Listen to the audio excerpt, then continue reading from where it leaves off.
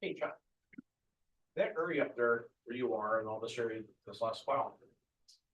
It's that open range up there, isn't it? There's no herd district. I believe it's open range, yeah, Oh, it is. yeah, the railroad has to fence out, so otherwise they wouldn't pay for doing that if it was our district, yeah. Right. All right, I think we're ready to go, Mr. Chair.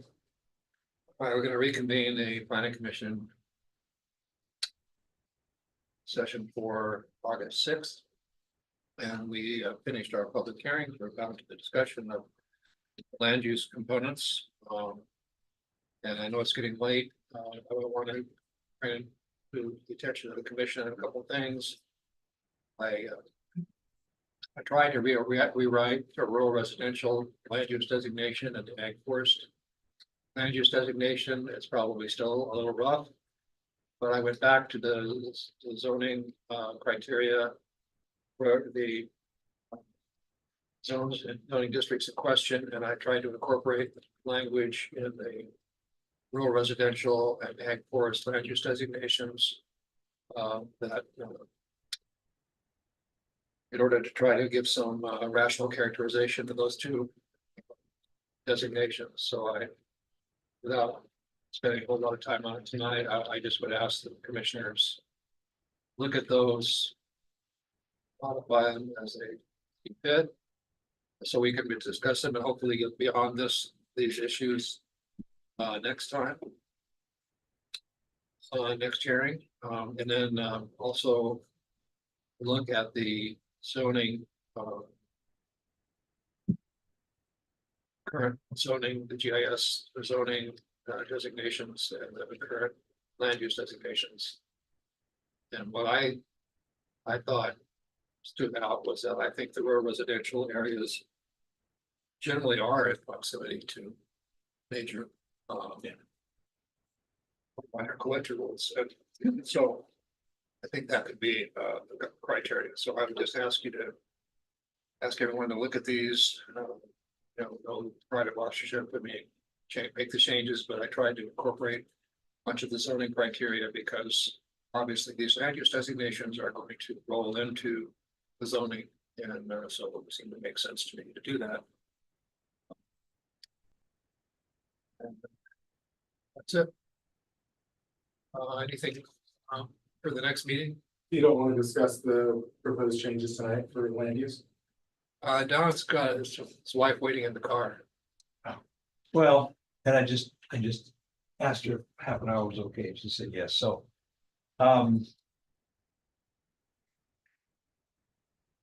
yeah, we should look at these. Full disclosure, I have read them. Where did you put?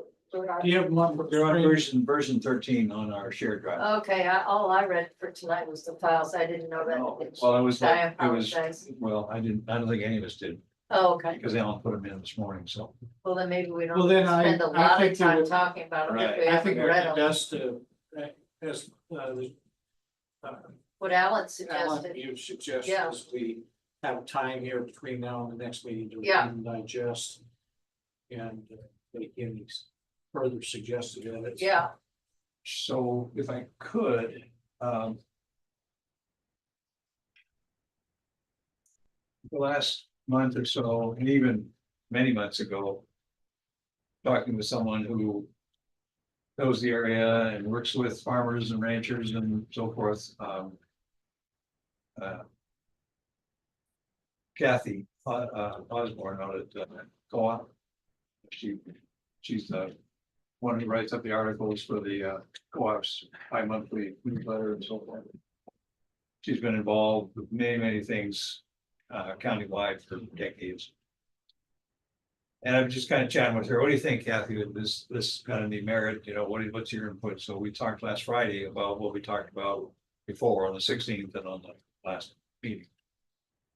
And we came up with this concept, just if keeping Bonner County rural is a main tenet of what we're hearing from the public, and we see it everywhere, it was all the way back to the 1970 or 1980 comp plan. It was in there. It was in the subsequent in the 90s. It was in the 2005. It's one of the tenets. Okay, so that's the goal. what supporting narrative or documents, supporting principles are there to say, okay, here's why that's a good idea. Things like the state code says urban growth goes within the cities. Does Bonner County have an obligation to create land use codes that accommodate affordable housing? Really? Yes, 6508. I don't think it says affordable housing. Oh, Anyway, but these are the questions and we profiled them. Okay, parcel size. This whole concept that we've had about further away from the backbone transportation system, which is essentially US 95, US 2, Highway 200, 57, 41. And I think that's it. The distance away from that, for all the reasons such as providing services. If you've been following I mean, I talked about this a little bit earlier, but following the budget hearings, the sheriff's department has continually said they don't have enough people, they can't hire people and so forth. They can't serve, they can't keep up with the growth. And just talking with some of the service providers and others, even talking with the FedEx and the UPS guys, they've got so many miles on back roads in the county, it's hard for them to keep up. Let's see. So it's services. This whole concept of, as was discussed tonight a little bit, the continuity of the zoned area, a zone district, or a comp plan designated area. Where does that fit? Where does it sit? What's the rationale for it? Because of the very things we talked about tonight about one parcel within a vast area that's designated something, is that a valid way to go about it? Or should that somehow be put in here, like even to these two comp plan designations, the continuity of the rural residential designated area and the continuity of the ag forest designated area, just to make it something that's looked at closely when an amendment is proposed, or even when somebody brings it to staff to say, I want to do this. And if we can get something in there that says it's just not a very good idea to start breaking up a contiguous area. The tax exemptions, the ag and timber exemptions, they're there. It's interesting because the ag exemption is there everywhere throughout the county. They're not just where you think they would be. And the timber exemptions are obviously in timbered area for the very most part. I see some properties that have ag forest exemptions and there's about 20 trees and the rest is grass, 20 acre parcel. They've got an ag forest exemption. But that's up to the assessor. So then we discussed, okay, with these things in mind, and with this, what are the costs of doing them? There's got to be some, shall we say, public costs, because it's never all one side. You have to weigh it against, is the cost too much for the public to accept or not? Tax incentives for owners is something I wanted to ask the assessor's office forever. If those properties that had forest and ag exemptions were not given exemptions, what's the hit on the county coffers that those exemptions give? They're okay by state and by county code, but let's talk about it. Because the other part is beyond that, there's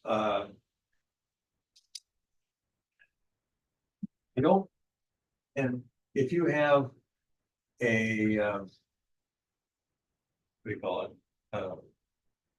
Something through a trust on your property or whatever, and you have you ban further development. What's that? Conservation, whatever. That doesn't give you a tax break. But that's one of the things I know has been discussed over and over again in the legislature. Should there be? And with this whole push statewide to preserve our rural nature, it's going to come up again. Well, the reason it hasn't come up is because What's that gonna do to the tax base? There's gonna be some incentive to do that. So across the board, just still, and I haven't fleshed out what the costs are. If we think this is a worthwhile avenue to try to go down, then I'd like to discuss it with one or two of you. Aside of this meeting with the 7, 6, 5 of us, wherever it is. Just to see if it's got any traction. I think it does. Because it's something that we can hold up. Here's the reasons why. This kind of language goes in. My thoughts. I found out about the housing, it's actually 67-6502. Purpose statement, purpose of this action be for health, safety, general welfare of the state of Idaho. A, very first thing, protect property rights while making accommodations for other necessary types of development such as low-cost housing, mobile home parks, and also in 67-6508 are in the housing component. An analysis of housing conditions and needs, plans for improvement of housing standards, and plans for the provision of safe, sanitary, and adequate housing, including the provision for low-cost conventional housing, the siting of manufactured housing and mobile home parks. And subdivisions and parks on individual lots, which are sufficient to maintain a competitive market for each of those housing types and to address the needs of the community. So I think it is addressed in. Yeah, it's there, written in 1975, when a nice 3-bedroom Rambler cost, $22,000. Those days are gone. It's terribly outdated.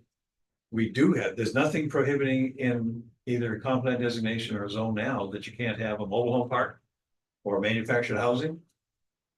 Matter of fact, I mean, those were written for trailer parks. And nobody's done a trailer park for decades. Well, in 65, it actually says manufactured housing. Yeah, that got changed in 92 or something. Yes, the latest revision on that. So bringing this back to the land use designations. In rural residential and ag forest, I understand what you're saying, Don, that maybe you've got to have some kind of something in here about incentives for different types of taxes or whatever. I don't know how that fits into a land use designation. What I would suggest, though, and again, no pride of authorship, I made a stab at trying to So let's create get through it. some meaningful differences between the rural residential and ag forest, if we're gonna go that route. So I'd like you to look at them. We try to use zoning language. Which I think is consistent with our goal, because definitely this rolls into zoning, so. Let's take a look at it, and we have some other ideas, Don, maybe we can roll those in here too. I just want to remind everybody from my perspective, this has been a long and winding road that we've been on. And it's clear to me, hearing public comment of dissatisfaction in the process, that a lot of this dissatisfaction has come from the existing comp plans shortcomings and the lack of use and the lack of guidelines that this county has had since 2005 and has navigated somewhat on momentary crises or momentary needs. And the comp plan, existing comp plan, from my perspective, has been irrelevant to this county for many a year. That's unfortunate. I think what's important now is that this comp plan be brought forward to the commissioners in a completed form, whether they choose to approve it or not, that's their authority to do so, and send it back to us if they're not satisfied. But something needs to be done and consummated by which this county can understand what its future holds within the comprehensive plan boundaries, and remind ourselves, this is not like, we're not writing law here, we're writing a plan that is to act as a guideline. So this is not, doesn't have to be down so perfect to the nth degree, because quite candidly, this document and this committee and future committees, planning committees, need to be looking at this document, whatever's approved, to be amended on a continuous basis based upon greater insight and understandings of what's working and what's not working. So I urge this board to come to bear and get this plan for the commissioners to approve, so it can be reviewed on a continuing basis and saying, okay, we've got the plan, where did we where does it need some improvements? Where were some mistakes perhaps made? But my goodness, let's get this thing on board for the community to operate by, so everyone knows what our future holds and abide by that. But right now, this county, quite frankly, from my perspective, to be blunt, is adrift from a planning perspective. Well, the only land use component though, the only comp plan component that we haven't passed, it hasn't been adopted by the county commissioners is the land use, so. Great, let's get her done. I'm trying to get All right. that done. Okay. So, September's coming. but we need to do it. We need to get these land use designations ironed out, and then we need to address the map. Because some of the problems that we're seeing, like both the files today, were map discrepancies. And there were, the first file, I mean, it was inconsistent. It should have been recreation, the whole area should have been recreation. And so, we need to spend some time on the map. And I've looked at it, I know others have, but we all need to look at it. So we can try to not make the same mistakes. All right, Jake, do we have anything else for the agenda next time? I don't think we have any hearing items for next time. Has everyone met Jess? Yes. That's my only other note. Yeah, you weren't here last I was not here last week. No, I was out. time. We met. We're doing well. All right, so we are adjourned until next till August 20th. 20. So are we off? Yeah. I just wanted Jake to acknowledge, this was correct earlier tonight.